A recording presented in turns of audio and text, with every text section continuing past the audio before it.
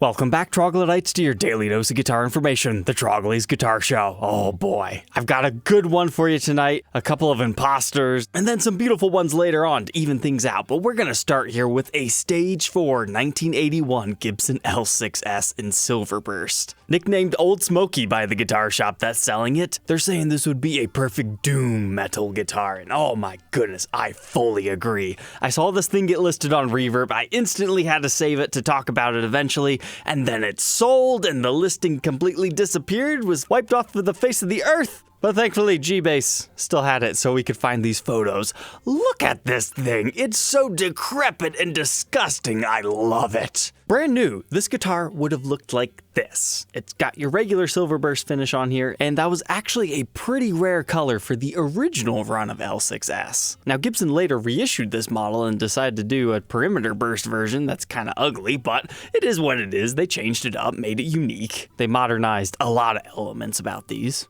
But in case you're not familiar with the L6-S, you can check out this video right here. Essentially, it was introduced around 1973, where it's just called the L6-S. But then they started to divvy it up into different models, so we eventually get the L6-S Custom, the L6-S Deluxe. Then you also had the Midnight Special, which was a bolt-on neck variation of each of these. But at the end of the day, they're kind of like flattened Les Pauls, but they were trying to be something completely different. Were they ever all that successful? Despite celebrity endorsements, not necessarily. But history aside, now we need to take a look at this masterpiece. Okay, so again, it looked like this brand new, now it looks like this. How did it get here? A lot of bar playing, that's for sure. So the clear coat lacquer, it yellows, and then if it gets really extremely bad, it starts to amber. And some of that can just be the tar that's in the smoke that condenses on the guitar, and sometimes you can clean some of it away, and sometimes you can clean all the way through. Now, I don't think that's what's happened here. I believe this thing has actually been played. So it's playing all these bars, right? It's completely ambered over, but as the guy is strumming and playing, doing all of his stuff, he's naturally wearing away the clear coat. So where it looks like the original Silverburst finish right here, that's just because the clear coat is missing. Now, the areas where we have the blinding white, potentially even silver, and then all the way down to the bare maple right here, that's so strange because there are straight up maple L6S's out there. It's one of the most popular and common finishes. So it's like you're seeing the angel peek through the beast's clothing. But I always love these guitars that get ambered over like this, because even the straight up black areas, you can still see that amber clear coat over it. It just transforms the look. I'm surprised this thing still has the original pickup, so somebody heavily gigged this. And when I say Stage 4, that's just my philosophy on how a guitar ages. Stage 1 is brand new, mint condition. It's a collectible, or waiting to be played. Stage 2 is where most guitars are. Then you got a couple of nicks and dings, nothing too bad, still pretty easy to sell on the market. Then you get Stage 3 where it's a little bit more worn than most people would like maybe you've got some heavy buckle rash on the back, or maybe there's like an ugly stand mark on it, or there's a big chip in the finish just on the top but not enough wear to make it look cool. That's when the guitar is least valuable. However, through a magical turn of events, if you keep beating the guitar and going all crazy, you eventually get to Stage 4 where it just has a vibe, it becomes cool, and is strangely almost worth as much as a version 2 or maybe even a 1. Lately, relics have been selling for a lot more, if they look good. But now that spiel is done again here, this is just the front, let's look at the rest. It's been transformed to literal tobacco sunburst back here. You know, it's such a shame. They did a very beautiful teardrop shape back here. It almost looks like artwork. This is an ebony finish, mind you, just like I was telling you on the front. And it is now looking like a dark reddish hue. That is hilarious. Just wait until we get to see the headstock. We gotta zoom in here, but you can tell those tuners are decrepit. That logo started yellow, but now it's so ambered over. But I absolutely love the back of the headstock. That right there shows you what the finish looks like completely undisturbed. It's not even recognizable as silver anymore. But then you get onto the neck, you can see the areas that is kind of rubbed through here, so it's not just all that red bursted color. And oh yeah, you can see it on the sides too. This is quite an interesting piece. mean, it doesn't look dirty. It looks like somebody's cleaned it up since. But I would be curious to know your guys' thoughts and opinions on this piece in the comments section down below. I mean, wow, those tuners. It's almost hard to tell that they're not gold. But looking at the serial number here, it dates to very early 1981, the 8th day of the year. It's Nashville in production and was the 42nd in production for that day. You gotta remember, there's the 500 number, so you gotta add one. And that's really late within the life cycle of the L6-S. So they did a fantastic job taking photos and documenting this interesting stage 4 beast. Now, if I remember correctly, I think this sold for around $1,500, which, again, you could get a very nice clean one, but vibes. But speaking of vibes, that moves us on to our next guitar. Now, you look at this one, and you look at the one we just saw. Do you guys see the difference here? This is an intentional relic, so someone's taken some sandpaper here, tried to make it look like an intentional relic, but in order to legitimately rub through all that finish. Now, granted, this is just one of those cheap melody makers. I think they were like brand new, $400. It's a satin finish. It would be easy to wear through all this. Most people would not get that far, and it wouldn't look exactly like this. So I saved this one on my watch list specifically to go, yeah, not the best job, but we've upgraded it to a P90. It looks like we've got some sort of a slider switch in here. Not quite sure what you'd be using that for, unless this is not a P90 and it's like a P100 and he wants to cut a coil out or something. I don't know. Interesting choice to go coverless, but I did the same thing on my Mummy Les Paul because it looked cooler. The headstocks are always a little bit goofy on these, kind of squared off. And then, oh, yeah, he reliced the back as well. But you know, if I started sanding a guitar and I saw this beautiful sapele wood right here with all the ribbon dancing, I would probably just want to refinish it complete natural. Yeah, that's not a very natural looking area of wear. Now the neck, that looks like it could have been naturally done. However, probably not in this case. But this would be a pretty comfortable guitar to play. But according to our listing, that's a Lawler P90. Those are very well respected. I'm sure that's at least $100 of that price tag. And now we've got something that's to a middle ground. I'd be curious to your guys' thoughts. Do you think the Melody Maker did it better, or do you think the studio did? Because here is what looks like another intentional relic. In fact, it more so looks like an art piece, like somebody took a black Les Paul Studio and brushed some paint onto it. When I first saw this thing, I thought it was actual relic wear. Now I'm curious, I need to read the description. Oh, the description is in German. So after we do that, the seller says absolutely nothing. But looking at the headstock, it looks like they used a lighter or something to blister the finish. So maybe that's what they did for the front. Used a lighter to burn off the finish? Because all right, if you look right here, you can see the maple cap being exposed. So that is the maple top showing through and not paint like you could mistake it for. But again, the wear areas, okay, all right, okay. Not as realistic. Usually when you get some wear, it's because somebody likes to anchor their pinky right here like we saw on the Greenie reissue.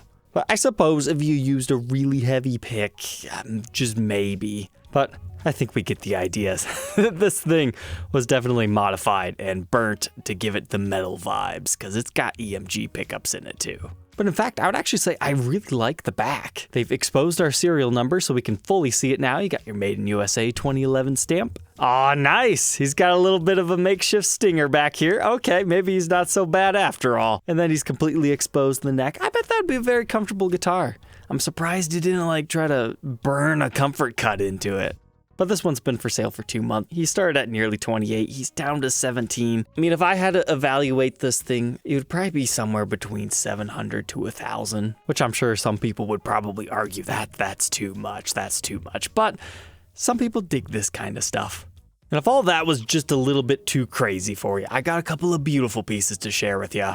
I keep getting sent this Les Paul Custom by a lot of viewers, and I swear I talked about it before, but maybe I didn't. It's probably because I threw it at the end of an episode like this.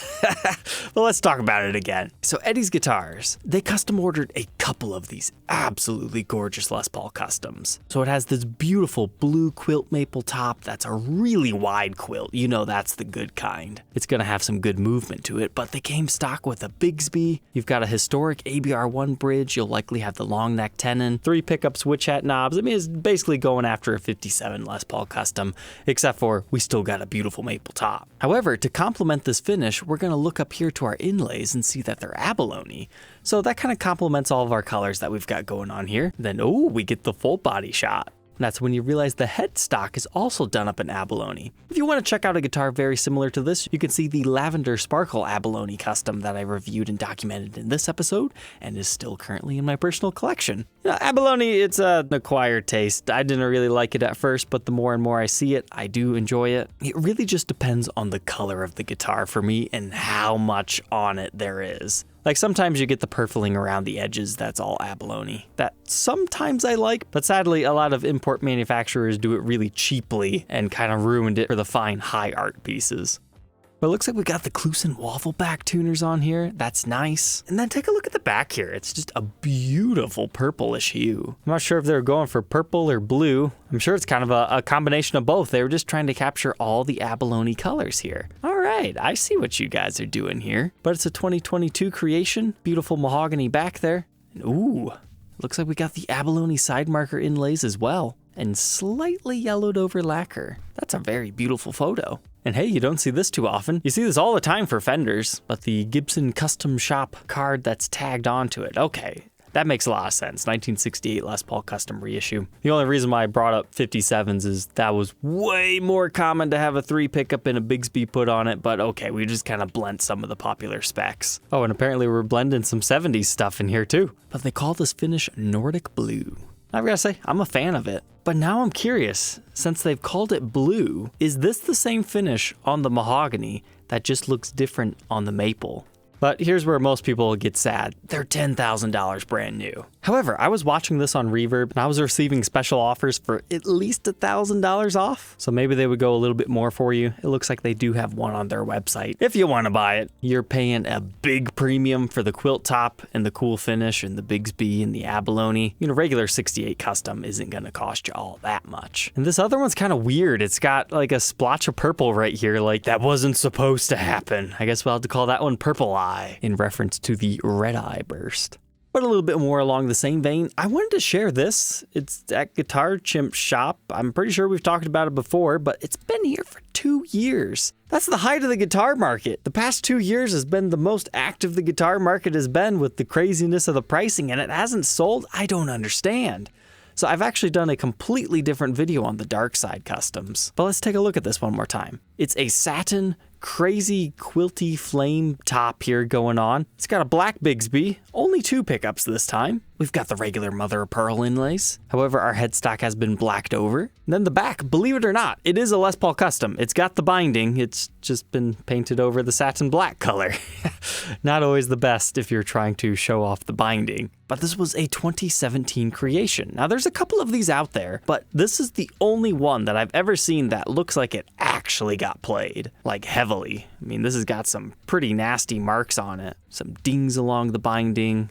Great photos right here showing you the true condition. You know, at this point, I think you'd be better off to do what I did in the standard faded review. Buff this thing into a full-on gloss, or at least a semi-gloss. I'm sure a professional could remove a lot of the sins that you're seeing here. Now, like these big chips, I mean, you might have to add some lacquer, as well as the few chips over here on the side. And holy cow, something happened to that case. But do you know how much this would be to custom order today? Easily at least $8,500, and that's probably on the low end. So how much do you think this has been marked down to? It started at $5,300, which I thought, yeah, that was a bit much for the wear, but it's a cool model. You don't always find them, but it's been marked all the way down to $3,500.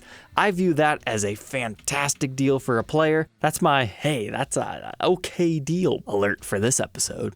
And then we'll round things off with another beautiful quilt top here, this time apparently a Sweetwater exclusive. This top is just dreamy. It's got a lot of bubbly effect to it, definitely within the quilt territory, but I think what throws me off here is I would have never guessed this was a custom just looking at it. I mean, we got the custom binding on the front, but it's got a rosewood fretboard, so it just kind of makes me think it's like one of those 2017-ish Les Paul standards, but it's not. So having this custom with this bubbly of a top with the black plastics and kind of Filtertron-esque looking pickups. They're just regular humbuckers with fancy covers on it, but it's an ABR1 bridge. You'll likely have the long neck tenon. It's just billed as a custom Q, not necessarily a 68 reissue. But it's always the fretboard material that just transforms the look of all this. Stock locking Grover tuners from 2017. It's a blue on the back as well. Ooh, that's nice. I really feel like this would be complemented by real wooden back plates and wooden pickup rings and stuff to match our rosewood fretboard here. But hey, it was 2017. You could choose Richlight, or you could choose maple or rosewood. Anything but ebony, unless you wanted to pay out the nose for it. And hey, $5,000. For as unique as that was, I really don't think that was a terrible price at all. All right, Troglodytes, I hope you enjoyed tonight's episode. Don't forget to like, comment, and subscribe, and we'll catch you tomorrow on the next one. Take care.